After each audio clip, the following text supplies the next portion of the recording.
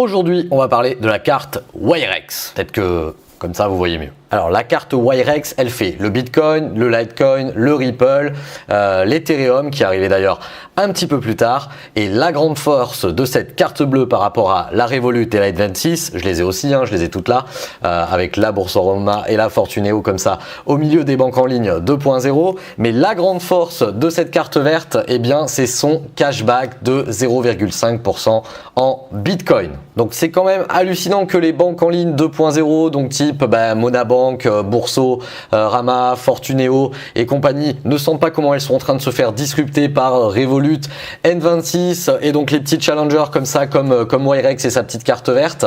Mais le cashback Bitcoin, en gros, vous rechargez cette carte bleue avec une petite photo et la petite appli qui va avec.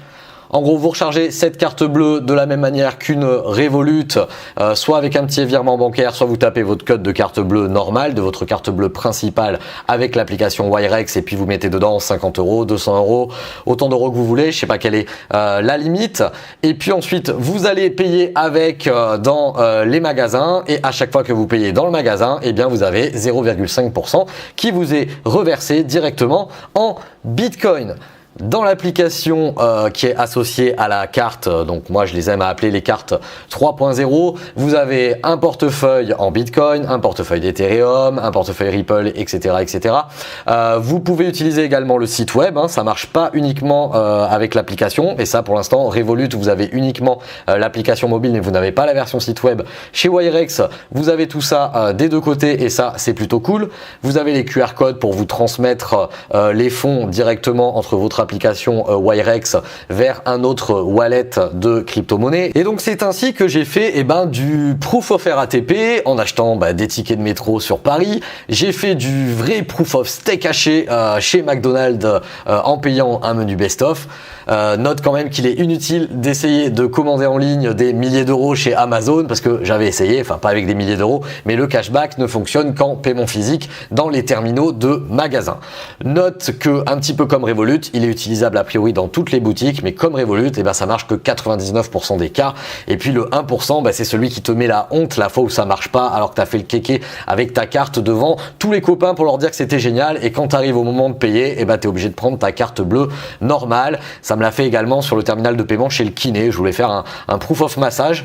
Et clairement, ça n'a pas marché non plus. Donc ça ne peut toujours pas être une carte bleue principale, mais il faut les considérer comme des cartes bleues secondaires sur lesquelles tu charges une certaine quantité d'euros et avec lequel tu vas faire tes dépenses, sachant que potentiellement avec l'envolée du cours possible, encore une fois, disclaimer des crypto-monnaies, peut-être que ce que tu es en train d'acheter avec ta carte Wirex te reviendra gratuit dans 1 an, 2 ans ou 3 ans. Et ça fait un petit côté, quand je paye, je joue au loto en même temps de ce que je suis en train d'acheter, qui est quand même plus sympathique. Finalement, je me suis retrouvé pendant une semaine à être comme un gamin, à être tout content d'aller acheter n'importe quoi, mon ticket de métro, d'aller payer un McDo pour voir si ma carte marchait et puis voir combien de Bitcoin j'allais récupérer dans mon application Wirex, parce que quelques secondes après, vous avez la notification qui vous dit vous avez gagné tant de Bitcoin avec ce que vous venez d'acheter, et ça c'est plutôt cool. Concernant l'application mobile, elle est très bien faite, au niveau des dépenses, on est au niveau à peu près de N26 et de Revolut pour avoir les trois. Je t'invite à aller voir ma vidéo sur Ledger, le Ledger Wallet Nano S,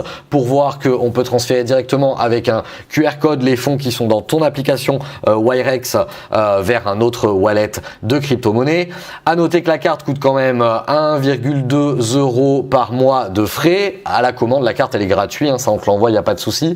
On peut pas convertir aussi facilement qu'avec une Revolut entre les euros, les dollars et la livre sterling. C'est encore un petit peu cloisonné, même si je pense que tout ça, ça va sauter et ça fera un gros pot commun aussi simple que chez Revolut pour passer de l'un à l'autre pour les grands voyageurs. Mais pour l'instant, c'est plutôt une carte qui fait une monnaie fiduciaire, donc euro, dollar, livre sterling, vers la crypto-monnaie. Et ensuite, c'est facile d'échanger les cryptos, je crois, entre elles, même si c'est pas le but premier de la carte. Donc à noter niveau sécurité qu'on peut protéger dans l'application les fonds avec du Google Authenticator ou une simple double authentification avec un code PIN. À noter que si tu invites tes amis, tu peux faire de l'affiliation avec ton compte Wirex. Mon lien est en description. L'application Wirex est bien sûr disponible pour Apple iPhone et pour Android Play Store. Et puis si tu t'intéresses réellement aux crypto-monnaies, je te rappelle ou je t'apprends que je fais un live qui s'appelle le Crypto Live Club avec différents chroniqueurs qui changent toutes les semaines. Généralement Généralement, c'est le jeudi soir à 21h